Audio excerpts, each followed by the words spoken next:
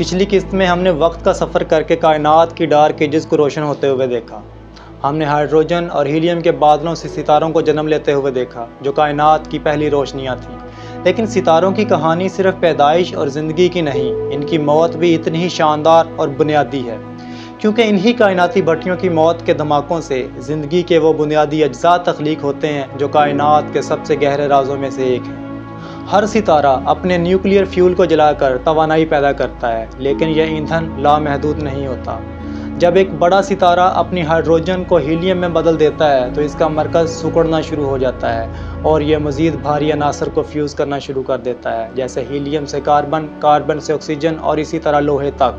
Fusion کا یہ عمل ستارے کو بیرونی دباؤ کے خلاف کھڑا رکھتا ہے، لیکن جب ستارے کا مرکز مکمل طور پر لوہے سے بھر جاتا ہے تو فیوژن کا عمل رک جاتا ہے۔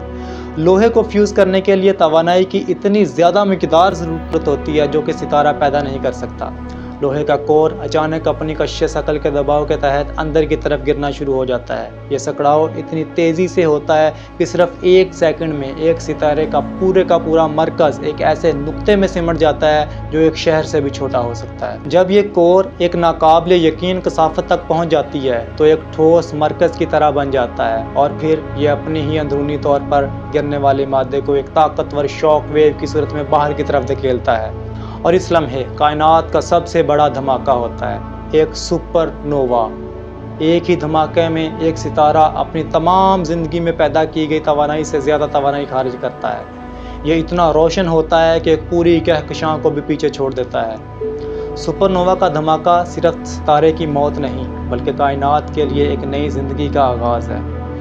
یہ دھماکہ ہی کائنات کی وہ بھٹیاں ہیں جو بھاری ایلیمنٹس کو تخلیق کرتی ہیں۔ سپر نووا کے دھماکے کے اندر درجہ حرارت اور دباؤ ناقابل حد تک بڑھ جاتے ہیں۔ یہی وہ حالات ہیں جہاں لوہے سے بھرپور یا لوہے سے بھی زیادہ بھاری ایلیمنٹس بنتے ہیں، جیسے یورینیم، سلور، گولڈ اور ہر وہ بھاری دھات جسے آپ جانتے ہیں۔ یہ ایلیمنٹس ستاروں کی موت کے دھماکہ خیز باقیات ہیں۔ وہ سپر نووا کی شاک ویوز کے ذریعے کائنات کے خلا میں بکھیر دیے جاتے ہیں۔ یہ وہ بنیادی اجزاء ہیں جو بعد میں سیاروں اور بالآخر زندگی کو تشکیل دیتے ہیں۔ ہر سپر نووا کے بعد سب کچھ ختم نہیں ہوتا۔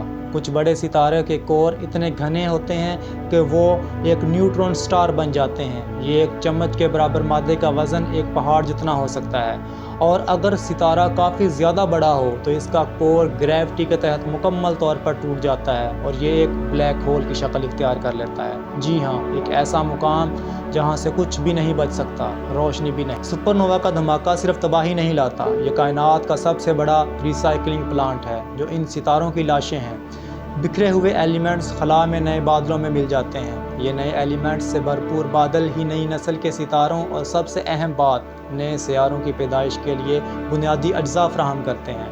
انہی عناصر سے ہماری زمین اور ہم خود بنتے ہیں۔ ہم سب ستاروں کی دھول ہیں۔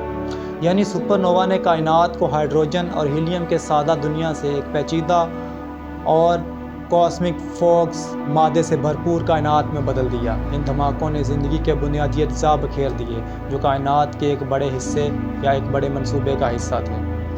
یہ محض فلکیاتی واقعات نہیں، یہ وہ سنگ میل تھے جنہوں نے لائف یعنی زندگی کو ممکن بنایا۔ اس نے کائنات کو تیار کیا ایک ایسے گھر کے لیے جہاں زندگی پھل پھول سکے۔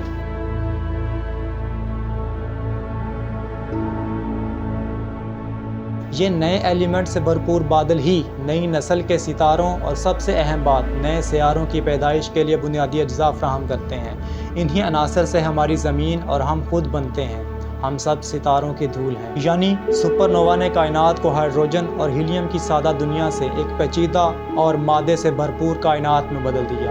ان دھماکوں نے زندگی کے بنیادی اجزاء بکھیر دیے جو کائنات کے ایک بڑے منصوبے کا حصہ تھے۔ یہ محض فلکیاتی واقعات نہیں، یہ وہ سنگ میل تھے جنہوں نے زندگی کو ممکن بنایا۔ اس نے کائنات کو تیار کیا ایک ایسے گھر کے لیے جہاں زندگی پھل پھول سکے۔ اگلی قسط میں MS سائنس اکیڈمی پیش کرے گی کہکشاؤں کا رقص۔ کائنات کی ساخت، ہمارے ساتھ جڑے رہیے۔